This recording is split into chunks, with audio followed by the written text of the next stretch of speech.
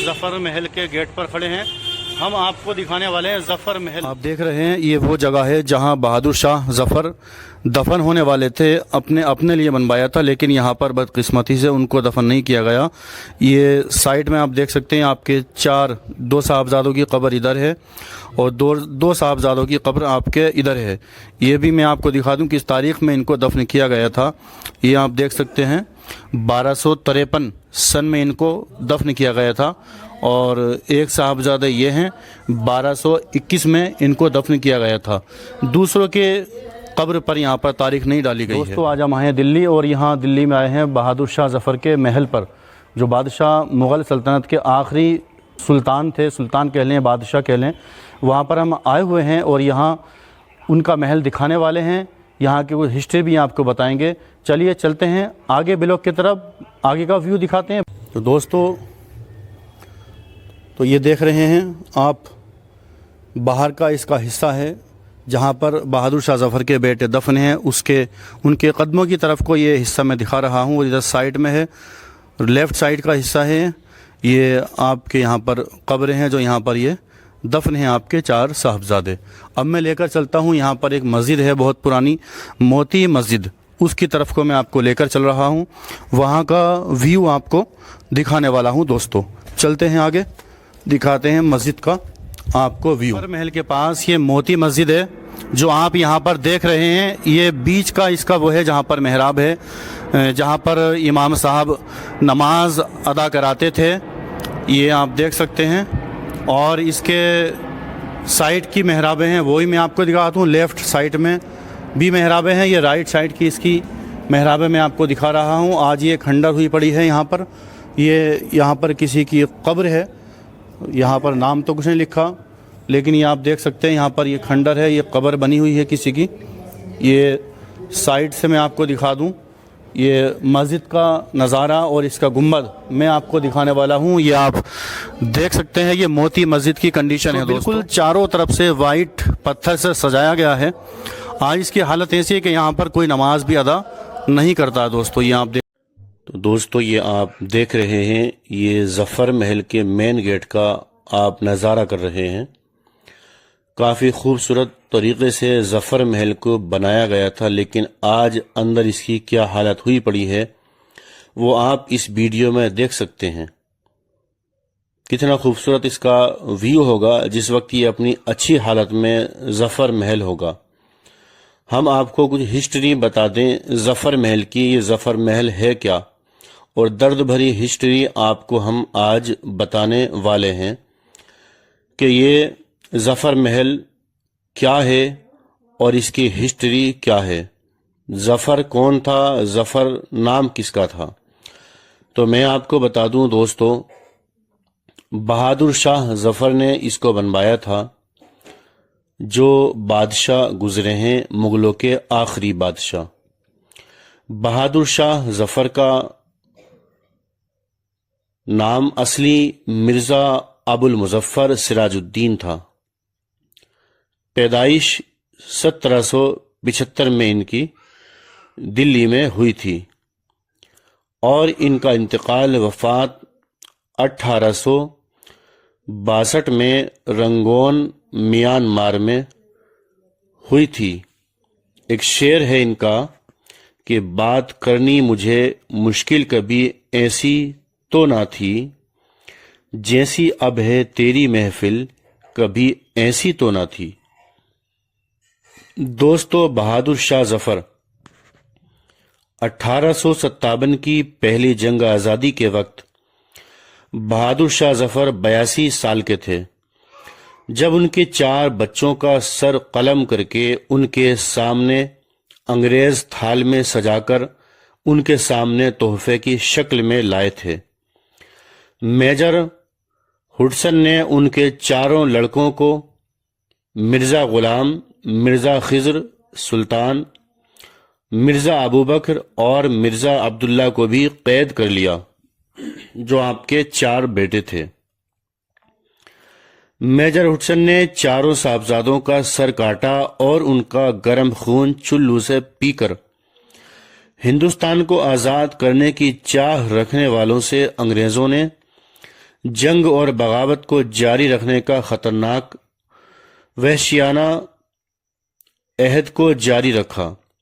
بہادر شاہ ظفر نے اپنے بیٹوں کے کٹے ہوئے سروں کو اپنے ہاتھوں میں لے کر درد بھرے الفاظ میں ان کے لیے دعا کرتے ہوئے کہا کہ تیمور کی اولاد ایسے ہی سرخرو ہو کر باپ کے سامنے اپنا فرض ادا کرتے ہیں۔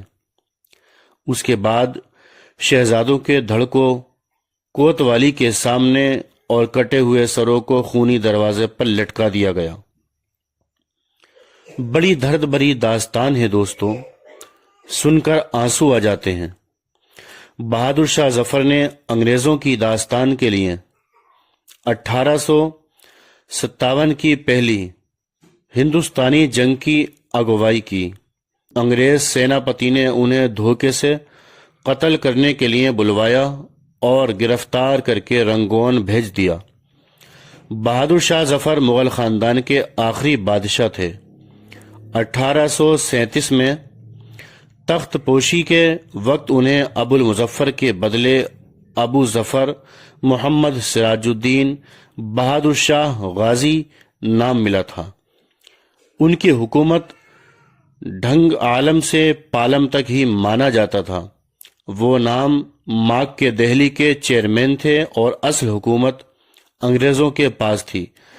انہوں نے اردو، عربی، فارسی زبان کے ساتھ گھڑ سواری، تلوار بازی، تیر اندازی اور بندوق چلانے کی کافی مہارت حاصل کر لی تھی۔ دوستو، بہادر شاہ ظفر آخری مغل شہنشاہ جو آج بھی دلوں پر حکمران ہیں۔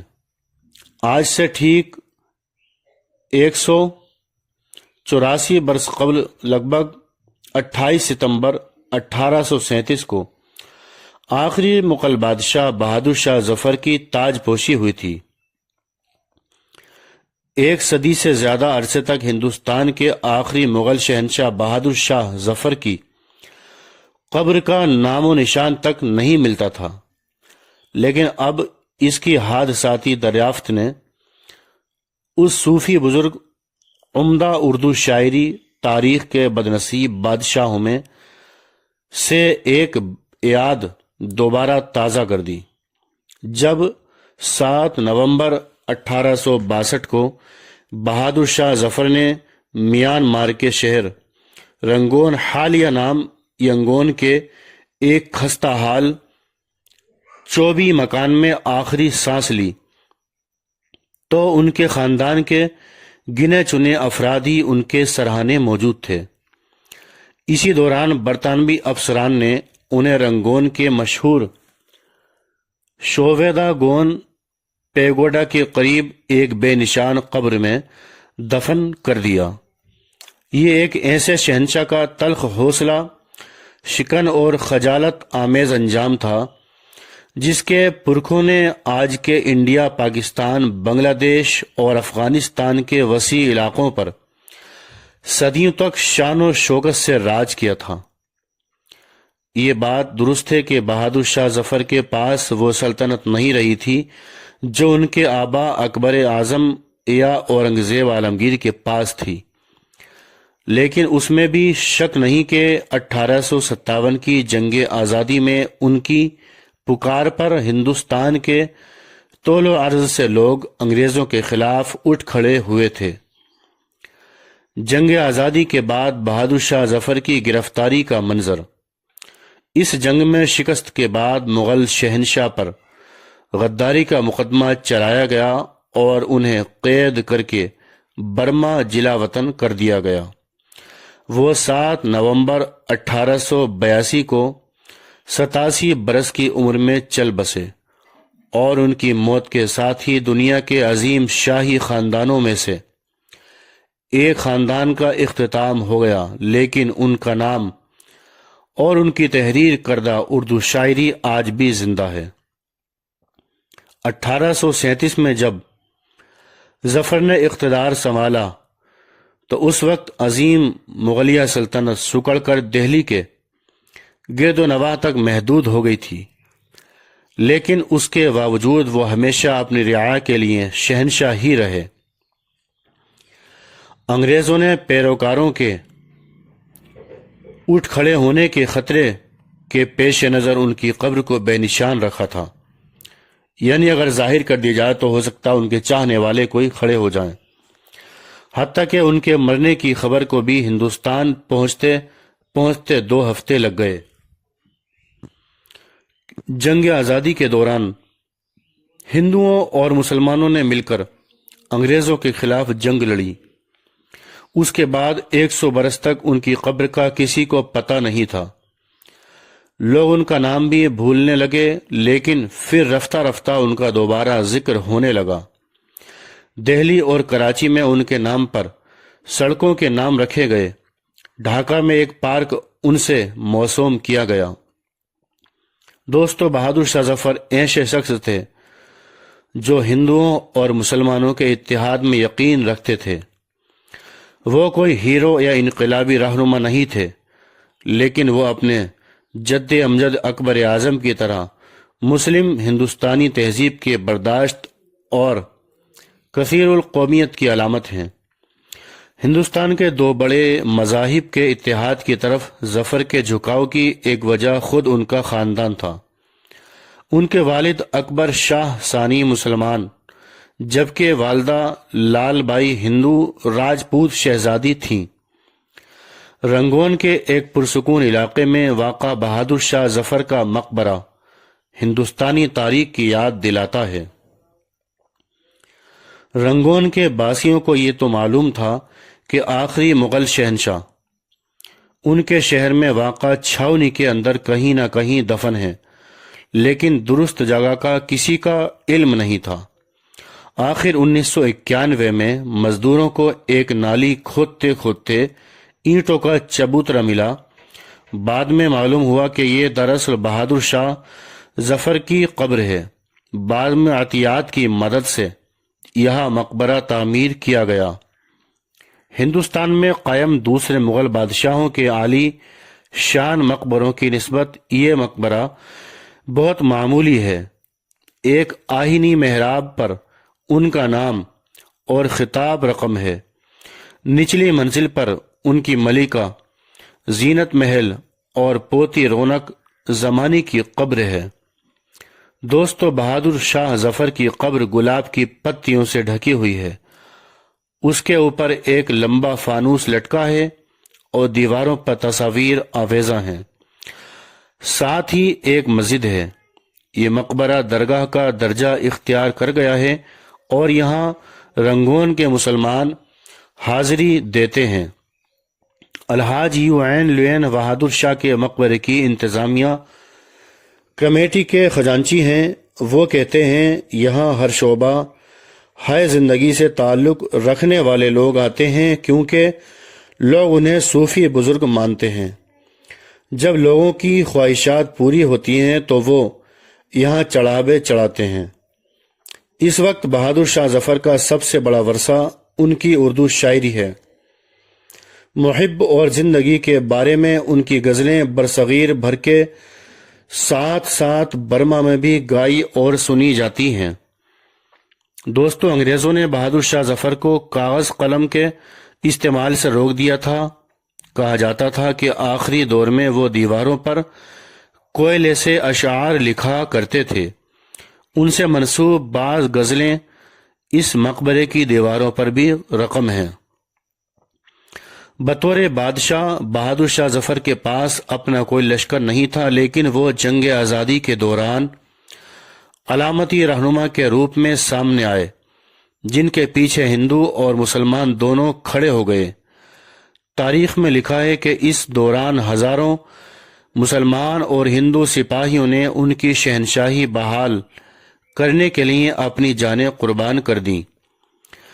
دوستو، 2021 میں 1857 کی جنگ آزادی کے 164 برس مکمل ہو گئے، لیکن اس کے یاد منانے کے لیے کہیں کوئی تقریبات منعقد نہیں ہوئیں۔ آج کے دور میں جب قوم پرستی اور بنیاد پرستی زور پکڑ رہی ہے، تاریخ دانوں کے مطابق بہادر شاہ ظفر کی مذہبی رواداری آج بھی اتنی ہی متعلقہ ہے جتنی ان کے دور میں تھی۔ بطور شہنشاہ ان سے تاج و تخت اور سلطنت چھن گئی، لیکن بطور شاعر اور بزرگ وہ آج بھی انگنت لوگوں کے دلوں پر راج کر رہے ہیں۔ یہ تھی ہسٹری بہادر شاہ ظفر بادشاہ کی۔ دوستو، اگر ہماری ویڈیو آپ کو اچھی لگی ہو اور ہسٹری پسند آئی ہو تو ایسی ہی پرانی ہسٹری سننے کے لیے اور یادگار قلعے دیکھنے کے لیے ہمارے چینل کو سبسکرائب کریں۔ دوستو، ابھی آپ نے دیکھا ظفر محل، کتنا خوبصورت یہاں کا نظارہ تھا۔ اگر اس کو صحیح طریقے سے سنبھالا جائے، دیکھ رکھی جائے اس محل کی، اور مسجد بھی ہم نے آپ کو دکھائی، وہ ویران پڑی ہوئی آپ نے دیکھا ہوگا۔ اور یہ امید ہے کہ ہمارا یہ ظفر محل کا جو ولاگ ہے آپ کو پسند آیا ہوگا۔ اسی طرح سے اچھے اور خوبصورت جگہیں اور ولاگ دیکھنے کے لیے ہمارے یوٹیوب چینل سے بنے رہیے۔ شکریہ۔